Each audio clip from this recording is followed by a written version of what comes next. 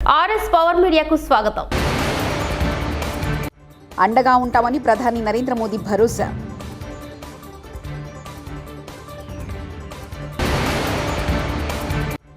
రైతు రుణమాఫీ రెండో విడత నిధులు విడుదల సీఎం రేవంత్ రెడ్డి.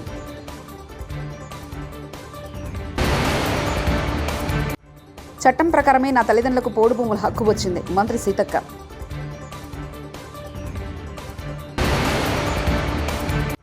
రాబోయే 100 రోజుల్లో 1.25 లక్షల ఇళ్ల నిర్మాణం పూర్తి చేస్తాం మంత్రి పార్థ సారథి. మరో ఎక్స్ప్రెస్ రైలు పట్టాలు తప్పింది. జార్ఖండ్లోని సౌత్ ఈస్ట్ రైల్వే పరిధిలోని చక్రధర్పూర్ డివిజన్లో బడాబాంబు సమీపంలో మంగళవారం తెల్లవారుజామున ముంబై హౌరా ఎక్స్ప్రెస్ రైలు పట్టాలు తప్పింది. మొత్తం 12 బోగిల్లో 10 పట్టాలు తప్పాయి. ఈ ప్రమాదంలో 2 మరణించగా 20 మందికి పైగా గాయపడ్డారు. వైద్య చికిత్స కోసం వారిని బడాబాంబ్ ఆసుపత్రికి తరలించారని రైల్వే శాఖ వెల్లడించింది.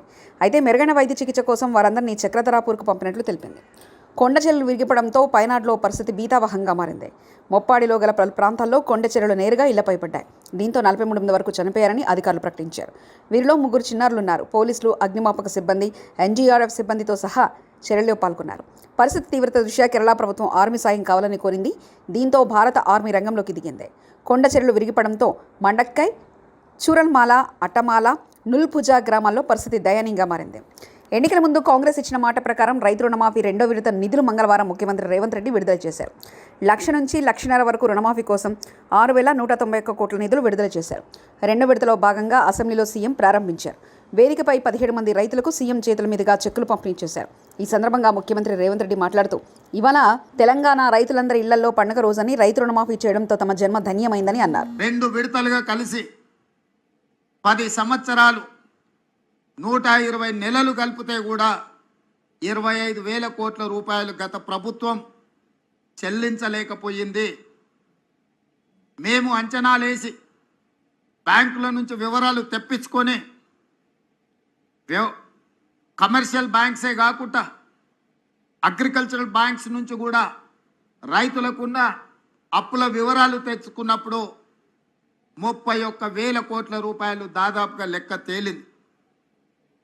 మంత్రివర్గ సమావేశంలో 31,000 కోట్ల రూపాయల రుణమాఫీ చేసి తీర్థమన్నప్పుడు అప్పుల్లో కూరుకుపోయిన తెలంగాణ రాష్ట్రం, ఆర్థిక సంక్షోభాన్ని ఎదుర్కొంటున్న తెలంగాణ రాష్ట్రం ఏ విధంగా ఈ రైతులకు రుణమాఫీ చేస్తారని చెప్పి చాలామంది మాట్లాడడం జరిగింది. కొంతమంది శాపనార్థాలు పెట్టడం జరిగింది.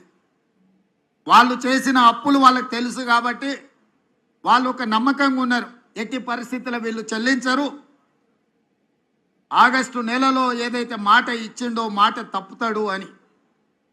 నేను మా ఆర్థిక మంత్రి గారు మా అధికారులతో కూలంకషంగా చర్చించి ఇటు వ్యవసాయ శాఖ అధికారులు అటు ఆర్థిక శాఖ అధికారులను అందరినీ కూర్చోబెట్టి ఎట్టి పరిస్థితుల్లో రుణమాఫీ జరిగి తీరవలసిందే, దీంట్లో ముందుకు వెళ్ళవలసిందే, ఈ సంక్షోభాన్ని సమస్యను పరిష్కరించాల్సిందే అని చెప్పి ఖచ్చితంగా కూర్చొని ప్రణాళికలు రచించి అన్ని రకాలుగా నిధుల సమీకరణ చేసి ఈనాడు రెండవ విడత 6,198 కోట్లు దాదాపుగా 6,40,000 మంది పైచిలకు రైతు కుటుంబాలకు ఈరోజు చెల్లిస్తున్నాము. మొదటి విడతలో 6,098 కోట్లు దాదాపుగా 11.5 లక్షల రైతు కుటుంబాలకు లాభం జరిగితే ఈరోజు దాదాపుగా 6,198 కోట్లు 6.5 లక్షల రైతు కుటుంబాలకు మేలు జరుగుతుంది రెండో విడతల అని చెప్పి నేను గర్వంగా ఈ వేదిక మీద నుంచి తెలంగాణ రైతాంగానికి విజ్ఞప్తి చేస్తున్నా. ఇది మా చిత్తశుద్ధి, ఇది మా పరిపాలన దక్షత. కాంగ్రెస్ పార్టీ గురించి ఒక మాటలో చెప్పాలి అని అంటే పండిత్ జవహర్లాల్ నెహ్రూ గారి నుంచి మొదలు పెడితే లాల్ బహదూర్ శాస్త్రి. రైతు ఒక ఎకరం పొలం దున్నడానికి 6,000 నుంచి 8,000 వరకు ఖర్చు వస్తే నాటు పెట్టడానికి 5,000, ఎరువులకు 3,000 ఖర్చు అవుతుంది. బీఆర్ఎస్ ప్రభుత్వం ఎకరాకు 5,000 ఇచ్చి ఏదో రైతును ఉద్ధరించినట్లు, రైతును రాజు చేసినట్లు చెప్పుకుంటున్నారంటూ కాంగ్రెస్ ఎమ్మెల్యే వేముల వీరేశం వ్యాఖ్యానించారు. 5,000 రూపాయల ఖర్చు వస్తుంది అధ్యక్ష. ఎరువులకు వచ్చేసి దాదాపు 3,000 చిల్లర ఖర్చు వస్తుంది అధ్యక్ష. దీన్నన్నిటిని కూడా వాళ్ళు 5,000 ఇచ్చి రైతుకి ఏదో అద్భుతాలు చేస్తున్నట్టు, రైతుని ఏదో రాజు చేస్తున్నట్టు ఒట్టి గబ్బా కొట్టుకురు తప్ప రైతుకు జరిగింది, రైతుకు వనగూరింది, రైతుకు మేలు జరిగింది మాత్రం శూన్యం, శుద్ధ తప్పు అనేటువంటి ఒక విషయాన్ని ఈ సందర్భంగా మీ ద్వారా ప్రభుత్వం దృష్టికి, గౌరవ వ్యవసాయ శాఖ మంత్రి దృష్టికి తీసుకొస్తున్నటువంటి అధ్యక్ష. అసలైన రైతులకు రైతు భరోసా వేయాలని ఈ సంవత్సరం లేటుగా వేశాం. కొద్ది రోజుల్లోనే రైతు భరోసాపై విధి విధానాలు ఖరారు చేస్తామంటే మంత్రి తుమ్మల నాగేశ్వరరావు తెలిపారు. గతంలో జరిగినటువంటి పద్ధతులకు భిన్నంగా నిజమైనటువంటి రైతుకి ఆ డబ్బు అందాలి అని చెప్పి ఆకాంక్షతోటి కొంత సమయం తీసుకున్నాం. తప్పకుండా ఈ సంవత్సరం కొద్ది కాలంలోనే దాని యొక్క విధి విధానాల్ని ఏర్పాటు చేస్తామని చెప్పి కూడా మీకు ఈ సందర్భంగా మనం చేస్తున్నాం. చట్టం ప్రకారమే తన తల్లిదండ్రులకు పోడు భూముల హక్కు వచ్చిందని మంత్రి సీతక్క తెలిపారు. దాన్ని ఏదో దానం చేసినట్లు గత ప్రభుత్వ పాలకులు చెప్తున్నారని మండిపడ్డారు. శాసనసభలో బడ్జెట్ సమావేశాల సందర్భంగా ఆమె మాట్లాడారు. సీతక్క తల్లిదండ్రుల పోడు భూములపై సభలో భారస ఎమ్మెల్యే ప్రశ్నించగా ఆమె ఈ మేరకు స్పందించారు. నేను అప్పటిదాకా కాంగ్రెస్లోనే ఉన్నాడు అంటే కాంగ్రెస్ ప్రభుత్వం యొక్క కార్యక్రమాలు నచ్చాయి కదా అధ్యక్ష. ఈరోజు ఈ రాజ్యాంగం ద్వారా ఎస్టీ స్టేటస్ ఇచ్చిందే ఎస్సీ ఎస్టీలకు కాంగ్రెస్ ప్రభుత్వం అధ్యక్ష. అదేవిధంగా సోదడికి కూడా రిజర్వేషన్ రావడానికి ఆ రోజు 1976లో ఇందిరమ్మ గారు మరి తీసుకొచ్చినటువంటి రిజర్వేషన్ తోటే ఈరోజు సోదరుడు ఈరోజు ఎమ్మెల్యేగా ఇక్కడ రావడం జరిగింది. ఇంకొకటి గత ప్రభుత్వం మరి లోకల్ రిజర్వేషన్ కాంగ్రెస్ ప్రభుత్వం తీసేసిందనే విధంగా మాట్లాడారు.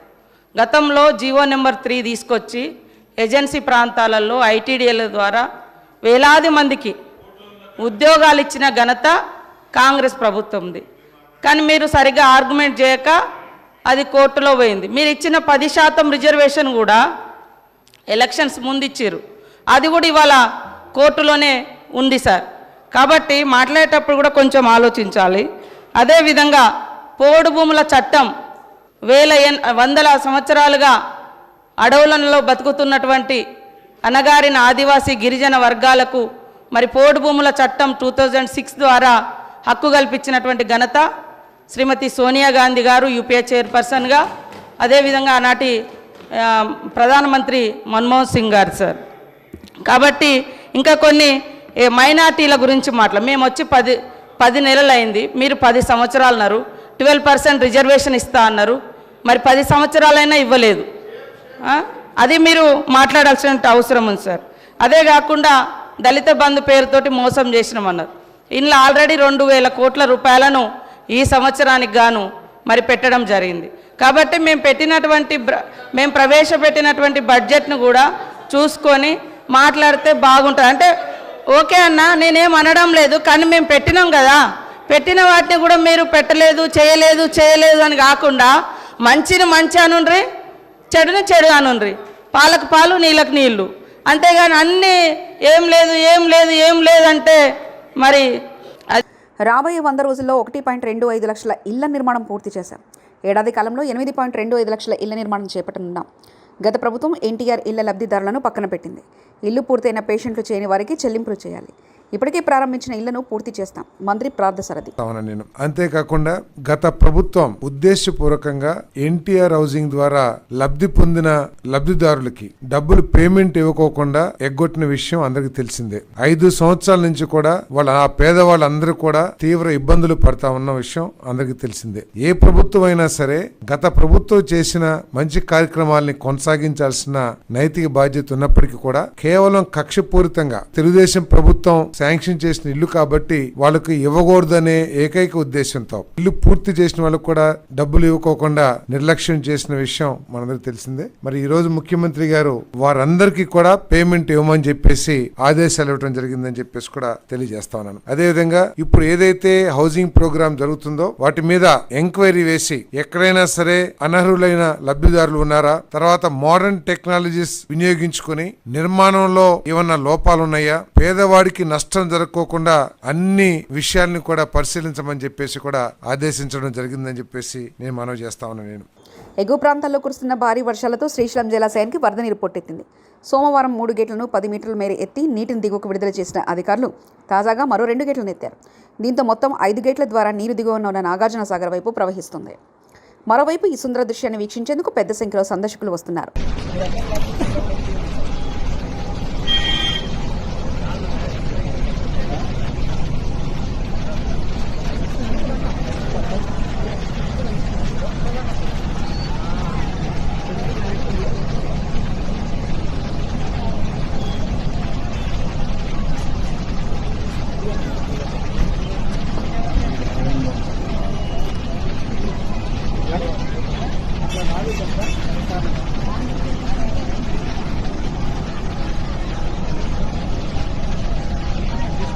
సార్ అక్కడికి వెహికల్స్ ఎట్లా పోయినాయి?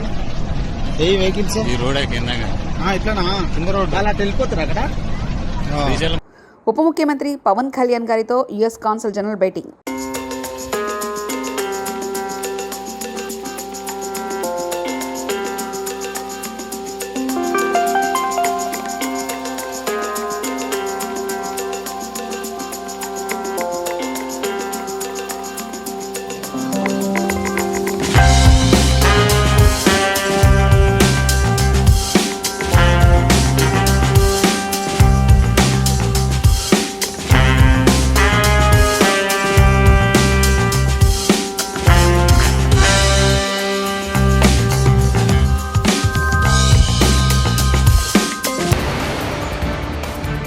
అండగా ఉంటామని ప్రధాని నరేంద్ర మోదీ భరోసా.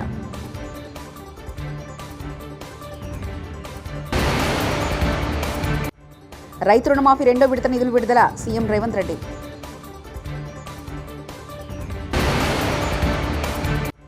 చట్టం ప్రకారమే నా తల్లిదండ్రులకు పోడు భూముల హక్కు వచ్చింది మంత్రి సీతక్క.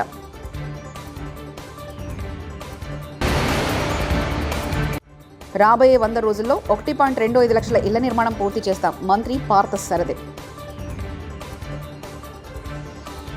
మరిన్ని న్యూస్ కోసం చూస్తూనండి RS పవర్ మీడియా.